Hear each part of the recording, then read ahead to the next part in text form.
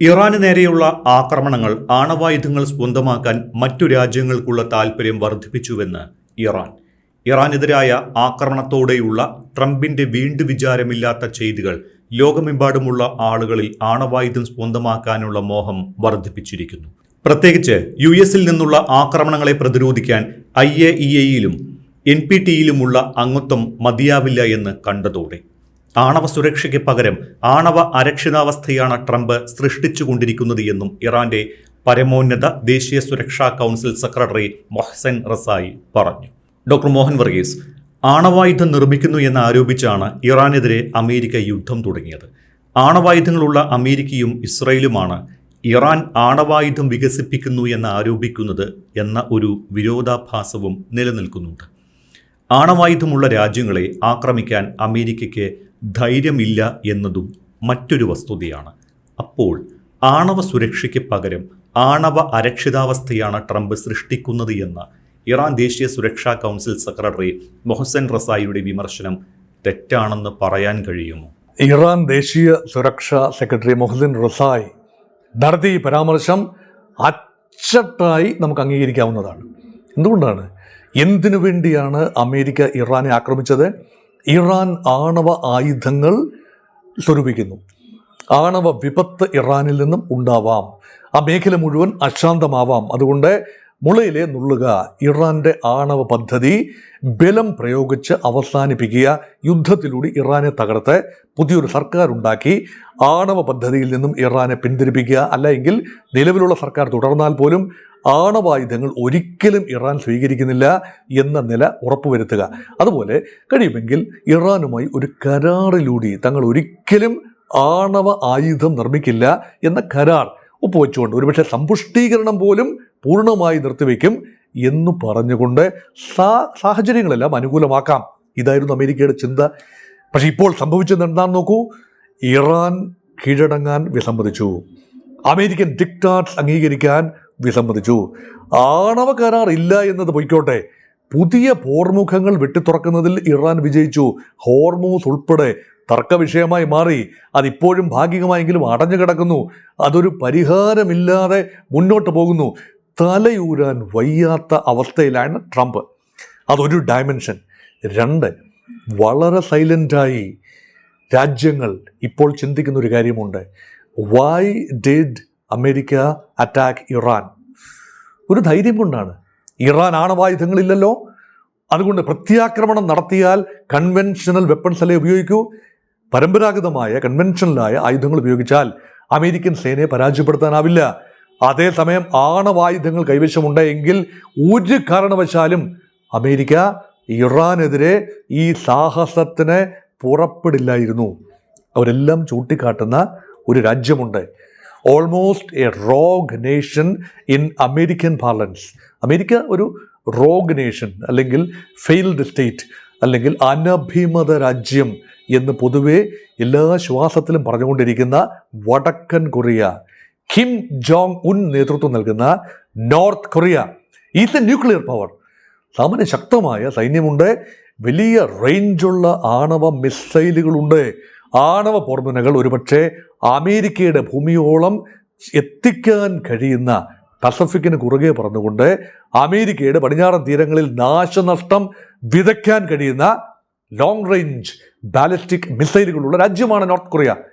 North കൊറിയയെ കണ്ടപ്പോൾ ഈ ശൗര്യമൊന്നുമില്ലല്ലോ. ഇപ്പം നോർത്ത് കൊറിയ ആണല്ലോ എല്ലാവരും ഏകകണ്ഠമായി പറയുന്നൊരു കാര്യമുണ്ട്.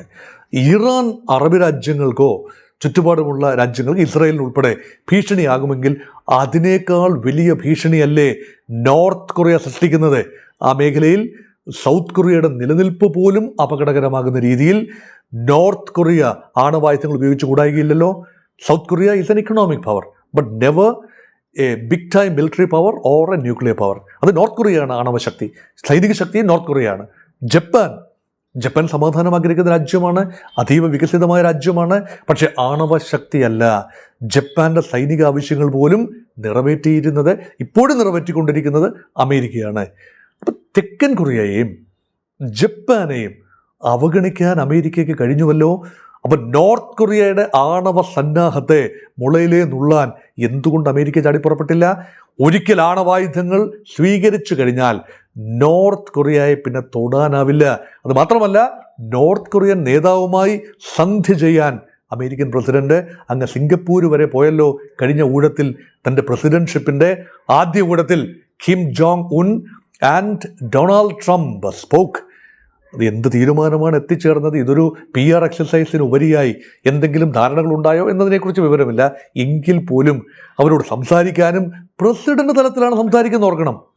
കിം ജോങ് ഉൻ വട്ടനാണ്, കിം ജോങ് ഉൻ ഏകാധിപതിയാണ്, അദ്ദേഹം നിഷ്കാസിതനാകണം എന്നൊക്കെ പറഞ്ഞിരുന്ന അമേരിക്ക അവിടെ ചെന്ന് കിം ജോങ് ഉന്നുമായി ചായ കുടിച്ച് പിരിഞ്ഞു എന്ന് പറഞ്ഞാൽ ഇപ്പോഴും കിം ജോങ് ഉന്നിനെ ആ രീതിയിൽ അമേരിക്ക ആക്രമിക്കുന്നില്ല. കിം ജോങ് ഉൻ നിരന്തരം അമേരിക്ക വിരുദ്ധ പ്രസ്താവനകൾ നടത്തുന്നു, അമേരിക്കയെ ഭീഷണിപ്പെടുത്തുന്നു, തങ്ങൾ ചുട്ടു ഭസ്മമാക്കുമെന്ന് പറയുന്നു. അപ്പോൾ താടിയുള്ള അപ്പനെ പേടിയുള്ളൂ. ഇതാണ് ലോകം, ഇതാണ് ഒക്കെ നടത്തങ്ങ് ഒപ്പിക്കുക. അപ്പോഴാണ് ഇറാനെ നമ്മളൊന്ന് ഉദാഹരിച്ച് നോക്കൂ. ഇറാൻ ഏതെങ്കിലും കാരണവശാൽ അമേരിക്കയുടെ ഈ തീട്ടൂരങ്ങളൊക്കെ പരിഗണിക്കാതെ ആണവ ശക്തി, യഥാർത്ഥത്തിൽ ആണവ ബോംബുകൾ, ഏതാനും ബോംബുകൾ, ഇനി ഹിരോഷിമ ടൈപ്പ് ബോംബുകളാണെങ്കിലും മതി, ഇവർക്ക് ഡെലിവറി മെക്കാനിസം ഉണ്ടല്ലോ, മിസൈലുകളുണ്ടല്ലോ, അതിൽ കയറ്റി അങ്ങ് വിടാമല്ലോ. അത് സ്വീകരിച്ചിരുന്നുവെങ്കിൽ, ആണവ ശക്തിയായി, ആണവായുധ ശക്തിയായി ഇറാൻ മാറിയിരുന്നുവെങ്കിൽ ഫെബ്രുവരി 28, 2026 ആയത്തുള്ള അലി ഖൊമേനിയെ എലിമിനേറ്റ് ചെയ്യാൻ അമേരിക്ക തീരുമാനമെടുക്കുമോ? തങ്ങളുടെ രാഷ്ട്രത്തിൻ്റെ പരമോന്നത നേതാവ് വധിക്കപ്പെട്ടു, കൊല്ലപ്പെട്ടു. തീർച്ചയായും ആണവായുധങ്ങൾ സ്വയരക്ഷയ്ക്ക് വേണ്ടി, ആ രാജ്യത്തിൻ്റെ സുരക്ഷയ്ക്ക് വേണ്ടി ആണവായുധങ്ങൾ ഉപയോഗിക്കാൻ ഒരുപക്ഷെ അന്ന് ഇറാൻ ഒരു തീരുമാനമെടുത്തിരുന്നുവെങ്കിൽ ഇന്ന് ആ രീതിയിൽ ഗൾഫ് രാജ്യങ്ങൾ ഉണ്ടാകുമായിരുന്നോ? അത് വലിയ ചോദ്യമാണ്. അതുകൊണ്ട് ഇത് രണ്ട് വശങ്ങളുണ്ട് ഇതിന്. അപ്പോൾ ഇറാന് അപ്പോൾ ഇറാനെ അതിന് ഉത്തരം എന്താണ്? അങ്ങനെ ഉണ്ടാവില്ല. കാരണം എന്തുകൊണ്ടാണ്? ഫെബ്രുവരി 28 സംഭവിക്കില്ലായിരുന്നു. ഇറാനെ ആക്രമിക്കാൻ ഒരു രീതിയിലും അമേരിക്ക തയ്യാറാവില്ലായിരുന്നു. അതുകൊണ്ടാണ് ഇറാന് സംഭവിച്ചത്, ഇന്ന് ഇറാന് സംഭവിച്ചത്, സംഭവിച്ചുകൊണ്ടിരിക്കുന്നത്, നാളുകളിൽ തങ്ങൾ ഓരോ രാജ്യത്തിനും സംഭവിക്കാം. ഇത് രഹസ്യമായി മിക്ക രാജ്യങ്ങളും, ലേശമാവതുള്ള രാജ്യങ്ങളെല്ലാം, ഒരു മീഡിയം ലെവൽ സമ്പദ് വ്യവസ്ഥകൾ ആവതുള്ള രാജ്യങ്ങളെന്ന് ഞാൻ പറയുന്നത് അതുകൊണ്ടാണ്. ഇപ്പോൾ ഏറ്റവും ദുർബലമായ രാജ്യങ്ങൾ ആലോചിച്ചിട്ട് കാര്യമൊന്നുമില്ല. അവർക്ക് കൺവെൻഷണൽ വെപ്പൺസ് മാത്രമേ പറ്റൂ. അവർക്ക് മേഖല തലത്തിൽ അവരുടെ തൊട്ടയൽ രാജ്യത്ത് നിന്ന് കടന്നു വരുന്ന ഭീഷണി നേരിടാൻ മാത്രമേ ഒക്കൂ. അവർക്കൊരു ഗ്ലോബൽ ഔട്ട്റീച്ച് അല്ലെങ്കിൽ മേഖലാപരമായ സ്വാധീനമൊന്നും ഉണ്ടാവില്ല. പക്ഷേ നോക്കൂ, possible contenders for attaining nuclear weapons, അതിൽ ഒന്നാം സ്ഥാനം സൗദി അറേബ്യക്കാണ്. സൗദി മാറി ചിന്തിച്ചല്ലോ. അത് അമേരിക്കയോട് തന്നെ പറഞ്ഞു, തങ്ങൾക്ക് ആണവ സാങ്കേതിക വിദ്യ നിങ്ങൾ തരൂ, ഇപ്പോൾ എനർജി ഉത്പാദിപ്പിക്കാനാണ്.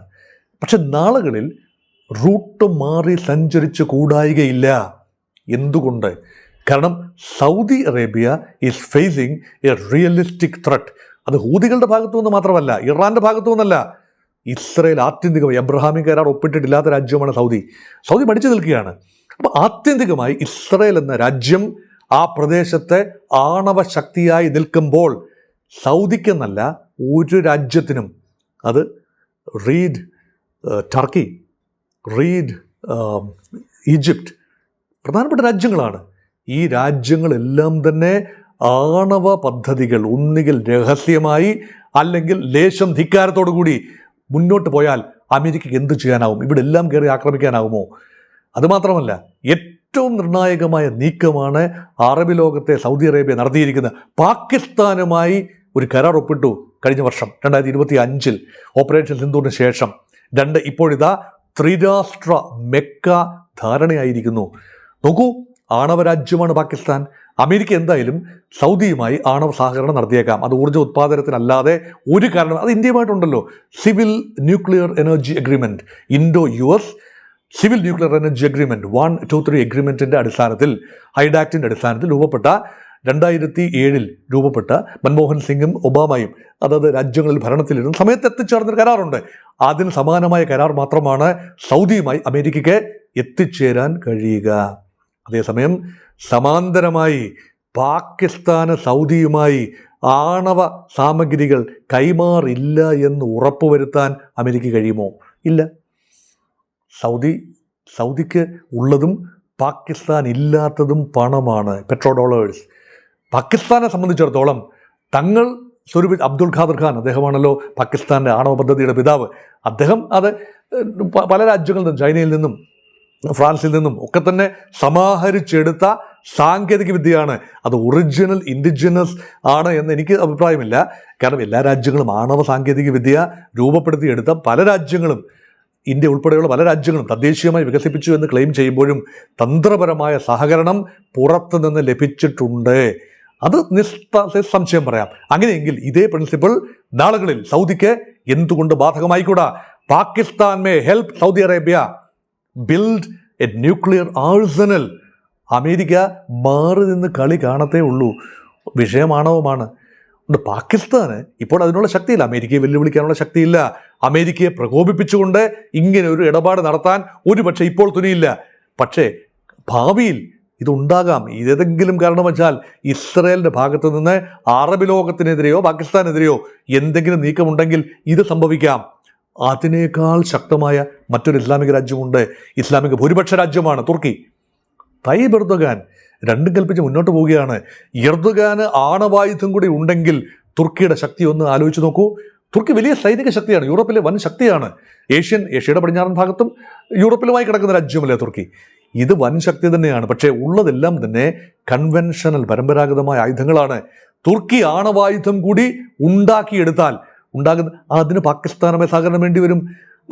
അപ്പം പാകിസ്ഥാനും സൗദി അറേബ്യയും തുർക്കിയും തമ്മിലുള്ള ത്രിരാഷ്ട്ര സഖ്യത്തെ നമ്മൾ അടുത്ത ലെവലിൽ കണ്ടെങ്കിലേ പറ്റൂ. അതാണ് എൻ്റെ യാഥാർത്ഥ്യം. ആത്യന്തികമായി പാകിസ്ഥാനിൽ നിന്നും ലഭിക്കാവുന്ന ആ യുദ്ധത്തിൽ ലഭിക്കാവുന്ന പിന്തുണയല്ല, തങ്ങളുടെ ആണവ പദ്ധതികൾ മുന്നോട്ട് കൊണ്ടുപോകാൻ ലഭിക്കുന്ന പിന്തുണ വളരെ തന്ത്രപ്രധാനമാണ്. തൽക്കാലത്തേക്ക് ഇസ്രായേൽ എന്ന ആണവരാജ്യം തങ്ങളെ ആക്രമിക്കുന്നതിനെ തടയിടാൻ ആണവരാജ്യമായി പാകിസ്ഥാൻ ഉണ്ടല്ലോ തങ്ങളോടൊപ്പം എന്ന ചിന്തയാണ്. അതാണ് നമ്മളിപ്പോൾ അസസ് ചെയ്യുന്നത്. അടുത്ത ലെവലിൽ ഈ രാജ്യങ്ങളെല്ലാം തന്നെ, അറബ് രാജ്യങ്ങൾ പലതും, ഇസ്ലാമിക ലോകത്തെ പല രാജ്യങ്ങൾ, ഈജിപ്റ്റ് ഉൾപ്പെടെ ആണവ പദ്ധതിയിലേക്ക് എന്തുകൊണ്ട് നീങ്ങിക്കൂടാ? കൂടുതൽ രാജ്യങ്ങൾ, യൂറോപ്യൻ രാജ്യങ്ങൾ കൂടുതലായി. ഇപ്പോൾ നിലവിൽ ഫ്രാൻസിനും ബ്രിട്ടനും അതുപോലെ റഷ്യക്കും മാത്രമാണ് ആണവായുധങ്ങൾ ഉള്ളത്. ജർമ്മനി എന്തുകൊണ്ട് അങ്ങനെ നീങ്ങിക്കൂടാ? മറ്റു രാജ്യങ്ങൾ എന്തുകൊണ്ട് നീങ്ങിക്കൂടാ? ഇതെല്ലാം ഇറ്റലി ഉൾപ്പെടെ ആണവരാജ്യങ്ങളല്ലെന്ന് ഓർക്കണം. കൂടുതൽ രാജ്യങ്ങൾ സ്വയരക്ഷയ്ക്ക് വേണ്ടി ഒരു പക്ഷേ നീങ്ങിയേക്കാം. അപ്പം ട്രംപ് തുറന്നുവിട്ട ദുർഭൂതങ്ങൾ സാമ്പത്തിക മേഖലയിൽ കടുത്ത വിലപേശലിന് വേണ്ടി ട്രംപ് ഉപയോഗിച്ചു. ഈ ഭൂതഗണങ്ങളെ ഉപയോഗിച്ചു. എന്തുകൊണ്ടാണ്? ടാരിഫ് എന്ന ഭൂതഗണങ്ങൾ. ടാരിഫ് വലിയ രീതിയിലാണ് ബന്ധങ്ങൾ, യൂറോപ്യൻ രാജ്യങ്ങളുമായുള്ള അമേരിക്കയുടെ ചരിത്രപരമായ ഊഷ്മളമായ ബന്ധത്തെ വികലമാക്കിക്കൊണ്ട് ട്രംപ് മുന്നോട്ട് പോകുന്നു. യൂറോപ്യൻ രാജ്യങ്ങൾ മാറി ചിന്തിച്ചുകൂടായികയില്ല. അവർക്ക് അമേരിക്കയോടല്ല വിരോധം. ഇതുപോലെ ഒരു വിഘടൻ അമേരിക്കയുടെ പ്രസിഡന്റായി വന്നാൽ എന്താവും ഭാവി? തങ്ങളുടെ ഭാവി എന്താവും? സംശയമാണ്. അത് മാത്രമല്ല, യൂറോപ്യൻ രാജ്യങ്ങൾ തങ്ങൾക്കൊരു ബാധ്യതയാകുന്നു. യൂറോപ്യൻ രാജ്യങ്ങളെ സംരക്ഷിക്കേണ്ട ചുമതലയൊന്നും തങ്ങൾക്കില്ല. നെയ്റ്റോ വലിയ ഒരു ബാധ്യതയാണ് തങ്ങൾക്ക്. കൂടുതൽ പണം നിങ്ങൾ അങ്ങോട്ട് ചെലവഴിക്കണം. സൗത്ത് കൊറിയയോട് പറഞ്ഞല്ലോ, നിങ്ങൾ മര്യാദയ്ക്ക് കൂടുതൽ പണം ചെലവഴിക്കുക.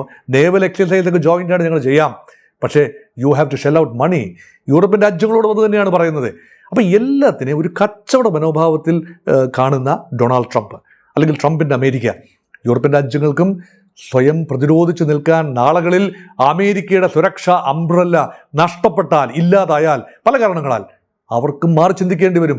ലാറ്റിൻ അമേരിക്കൻ രാജ്യങ്ങൾ ചിന്തിക്കില്ലേ?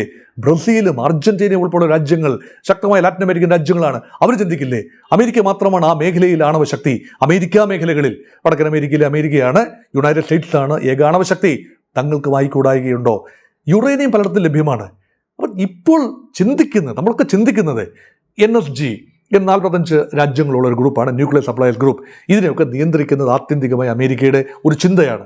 അപ്പോൾ ഏത് രാജ്യത്തിന് യുറേനിയം വിൽക്കാം, ഏത് രാജ്യത്ത് ഇത് ആണവ സാമഗ്രികൾ എത്തിച്ചു നൽകാം എന്ന തീരുമാനം ആത്യന്തികമായി എടുക്കുന്നത് വാഷിങ്ടൺ DC-യിലാണ് എന്നാണ് ഇപ്പോഴത്തെ ചിന്ത. അതുമാത്രമല്ല, International Atomic Energy Agency, United നേഷൻസിൻ്റെ ഒരു വിങ്ങാണ്, ഏജൻസിയാണ്. പക്ഷേ അന്താരാഷ്ട്ര ആണവോർജ്ജ ഏജൻസിയുടെ പരീക്ഷണ നിരീക്ഷണങ്ങൾക്ക് വിധേയമായി മാത്രമേ രാജ്യങ്ങൾക്ക് മുന്നോട്ട് പോകാൻ ഒക്കൂ. ഇറാനിലാണെങ്കിലും പരീക്ഷണം നടത്തിയല്ലോ. പല രാജ്യങ്ങളും IAEA ബന്ധം ഇനി അങ്ങ് ഉപേക്ഷിക്കാം. എന്തുകൊണ്ട് ഉപേക്ഷിച്ചുകൂടാ? തങ്ങളെ ആരെങ്കിലും ആക്രമിച്ചാൽ യുണൈറ്റഡ് നേഷൻസ് എന്തായാലും വന്ന് സഹായിക്കില്ലല്ലോ. അതുകൊണ്ട് തങ്ങളുടെ സുരക്ഷ തങ്ങൾ തന്നെ നോക്കേണ്ടി വരും എന്ന ചിന്ത ഓരോ രാജ്യത്തിനും ഉണ്ടാകും. അതുമാത്രമല്ല, ഇനി എന്തിനാണ് NPT നോൺ പ്രോളിഫറേഷൻ ട്രീറ്റി അല്ലെങ്കിൽ CTBT comprehensive test ban treaty ഈ കടയൊക്കെ ഇനി തുറന്നു വെച്ചിരിക്കുന്നത് എന്തിനാണ്? അടച്ചു പൂട്ടരുതോ? ഈ ചിന്ത പല രാജ്യങ്ങൾക്കുമുണ്ട്. ഐക്യരാഷ്ട്ര സംഘടന മരിച്ചു കഴിഞ്ഞു. It is a pale shadow of its illustrious past എന്നാണ് ഇപ്പോൾ എല്ലാവരും പറയുന്നത്. ഒരു കാലത്ത് പ്രഭാവം ഉണ്ടായിരുന്നു. ഐക്യരാഷ്ട്ര സംഘടന ഈ യുദ്ധത്തിലെങ്ങും ഇടപെട്ടില്ലല്ലോ. ഇറാനെ അമേരിക്ക ആക്രമിച്ചു, ചെറുവിരൽ അനക്കാൻ കഴിഞ്ഞോ? ഒരു പ്രസ്താവനയെങ്കിലും നടത്താൻ കഴിഞ്ഞോ ഐക്യരാഷ്ട്ര സംഘടനയ്ക്ക്? ഇസ്രയേൽ ഗാസ സംഘർഷം എന്തെങ്കിലും ചെയ്യാൻ കഴിഞ്ഞോ? ഒരു പ്രസ്താവന പോലും നടത്താനുള്ള ആരോഗ്യം ഇല്ലാത്ത ഐക്യരാഷ്ട്ര സംഘടനയെയും അതിൻ്റെ പ്രോട്ടോക്കോളുകളെയും IAEA ആര് ബഹുമാനിക്കാൻ? അതുപോലെ എപ്പോഴും തുറന്നു കിടക്കുന്ന ഒരു ജാലകമാണ് NPT. ആർക്കും എപ്പോഴും സൈൻ ചെയ്യാം. നോൺ പ്രോളിഫറേഷൻ, തങ്ങൾ പ്രോളിഫറേറ്റ് ചെയ്യില്ല, ആണവായുധങ്ങൾ തങ്ങൾ നിർമ്മിക്കില്ല. പറയുന്നത് ഹൊറിസോണ്ടൽ പ്രോളിഫറേഷനെ കുറിച്ചാണ്. അതായത് കൂടുതൽ രാജ്യങ്ങൾ ആണവായുധങ്ങൾ നിർമ്മിക്കുന്നത് ഒഴിവാക്കുന്നതിന് വേണ്ടിയുള്ള വളരെ ഡിസ്ക്രിമിനേറ്ററി കരാറാണ് NPT. ഇന്ത്യ ബുദ്ധിപൂർവ്വം മാറി നിന്നു. India is not a signatory to NPT. India പറഞ്ഞു ഞങ്ങൾക്ക് ചിലപ്പോൾ വേണ്ടി വന്നേക്കാം. തങ്ങളുടെ സുരക്ഷാ പാരഡൈം, ചൈനയ്ക്ക് ആണവായുധങ്ങളുണ്ട്, അമേരിക്കയ്ക്കുണ്ട്, യൂറോപ്യൻ രാജ്യങ്ങൾക്ക് പലതിനുമുണ്ട്, അപ്പം ഞങ്ങൾക്കും ആവശ്യമുണ്ട്. അതുകൊണ്ട് NPTയിൽ സൈൻ ചെയ്താൽ ആണവായുധങ്ങൾ ഉണ്ടാക്കാൻ പിന്നെ നിയമപരമായി പറ്റില്ലല്ലോ, അന്താരാഷ്ട്ര നിയമത്തിന് പാടുമല്ലോ. അതുപോലെ ടെസ്റ്റ് ചെയ്യുന്നത് തടയുന്നത്, ആണവ ആയുധങ്ങൾ ഉണ്ടാക്കണമെങ്കിൽ അത് ടെസ്റ്റ് ചെയ്ത് പരീക്ഷിക്കണമല്ലോ. ഈ പരീക്ഷണങ്ങൾ തടയുന്ന ട്രീറ്റിയാണ് CTBT കോംപ്രിഹെൻസീവ് ടെസ്റ്റ്, അതായത് ന്യൂക്ലിയർ ടെസ്റ്റ് ബാൻ നിരോധിക്കുന്ന ട്രീറ്റിയാണ് CTBT. അതും ഇന്ത്യ സൈൻ ചെയ്തില്ല. ഇന്ത്യ ഉണ്ടാക്കിയില്ലേ 1974 പൊഖ്രാനിൽ ബുദ്ധപൗർണിമ ദിനത്തിൽ ബുദ്ധൻ ഒന്ന് ചിരിച്ചില്ലേ? അന്ന് മുതൽ ആണവശക്തിയാണ്. അത് പിന്നെ നമ്മൾ ഡിക്ലെയർ ചെയ്തു. 1998 വാജ്പേയി പ്രധാനമന്ത്രിയായിരുന്ന സമയത്ത്, ജോർജ് ഫെർണാണ്ടസ് പ്രതിരോധ മന്ത്രിയായിരുന്ന സമയത്ത് ബുദ്ധപൗർണിമ ദിനത്തിൽ വീണ്ടും ബുദ്ധൻ രണ്ടാമത് ചിരിച്ചു. വീണ്ടും അത് ആണവ ക്ലബിൽ നമ്മൾ അംഗമായി. അല്ലെങ്കിൽ ആരും ഇൻവൈറ്റ് ചെയ്തതൊന്നുമല്ല. We barged into the nuclear club. അതുകൊണ്ട് പാകിസ്ഥാൻ ഇന്ത്യക്കെതിരെ ഒരു പരിധിയിൽ കൂടുതൽ ആക്രമണത്തിനൊന്നും വരില്ല. We have a nuclear doctrine. No first use based on minimum credible nuclear deterrent. വളരെ റെസ്പോൺസിബിൾ കരങ്ങളിലാണ് ഇന്ത്യയുടെ ആണവായുധങ്ങൾ. വെറുതെ എടുത്ത് പ്രകോപനത്തിന് ഉപയോഗിക്കാനൊന്നുമില്ല. പക്ഷേ മറ്റ് രാജ്യങ്ങൾ ആണവ ക്ലബിൽ ചേർന്നാൽ അല്ലെങ്കിൽ ആണവായുധങ്ങൾ സ്വീകരിച്ചാൽ ചെറിയ പ്രകോപനത്തിന് പോലും എടുത്തങ്ങോട്ട് ഉപയോഗിക്കാനാണെങ്കിൽ ലോകം മുന്നോട്ട് പോകുമോ? ഇതെല്ലാം ഒറ്റ ഒരാളാണ് ഈ വിപത്തിന്, ഈ ചിന്തക്കെല്ലാം വഴിമരുന്നിട്ടത്. One man, mister Donald Trump, the president of United States. അദ്ദേഹം തുറന്നുവിട്ട ഭൂതമാണ്, കുടത്തിൽ നിന്ന് തുറന്നുവിട്ട ഭൂതം. അല്ലെങ്കിൽ പറയാം, പൻഡോറയുടെ പെട്ടി അങ്ങോട്ട് തുറന്നു. അതറിഞ്ഞിട്ടല്ലായിരിക്കും തുറന്നത്. ഇറാനെ ആണവ വിഷയം പറഞ്ഞുകൊണ്ട് ആക്രമിച്ചപ്പോൾ ലോകം മുഴുവൻ ചിന്തിക്കുന്നത് മറുപക്ഷത്ത് നിന്നുകൊണ്ടാണ്. ഇതാണ് ഇറാൻ്റെ നേതൃത്വം ഇപ്പോൾ പറയുന്നത്. ലോകത്തെ കൂടുതൽ രാജ്യങ്ങൾ horizontal proliferation of nuclear weapon സംഭവിക്കും. ഇത് തീർത്തും ഇറാൻ്റെ നേതാവ് പറഞ്ഞതുകൊണ്ട് അതിനെ തീർത്തും വില കുറച്ച് കാണേണ്ടതില്ല. ഇത് സംഭവ്യമായ ഒരു കാര്യമാണ്. രഹസ്യമായി പല രാജ്യങ്ങളിലും, 1 ഡസൻ രാജ്യങ്ങളിലെങ്കിലും ആണവ പദ്ധതികൾ ഇപ്പോൾ മുന്നോട്ട് പോകുന്നുണ്ടാവും. അതിനൊക്കെ തന്ത്രപരമായ സഹകരണം പാകിസ്ഥാൻ കൊടുത്തില്ലെങ്കിൽ നോർത്ത് കൊറിയ കൊടുക്കും. അതുമില്ലെങ്കിൽ ഫ്രാൻസിൽ നിന്നും അടിച്ചു മാറ്റും. എങ്ങനെയെങ്കിലും തങ്ങൾ ആണവ രാജ്യമായി മാറിയില്ല എങ്കിൽ തങ്ങളുടെ കാര്യം കട്ടപ്പുക എന്ന ഒരു ചിന്തയിലാണ് ലോകരാജ്യങ്ങൾ. വെളുക്കാൻ തേച്ചത് വല്ലാത്ത പാണ്ടായി മാറിയിരിക്കുന്നു. ലോക വ്യവസ്ഥയെ തന്നെ തകിടം മറിക്കുന്ന രീതിയിൽ ട്രംപിൻ്റെ ഇറാൻ ആക്രമണം അല്ലെങ്കിൽ ആണവ വിഷയം ഉൾപ്പെടെയുള്ള വിഷയങ്ങൾ ചൂണ്ടിക്കാണിച്ചുകൊണ്ടുള്ള ആക്രമണം മാറി എന്ന നിരീക്ഷണത്തോടെ അവസാനിപ്പിക്കട്ടെ. ഹാപ്പി ഓണം.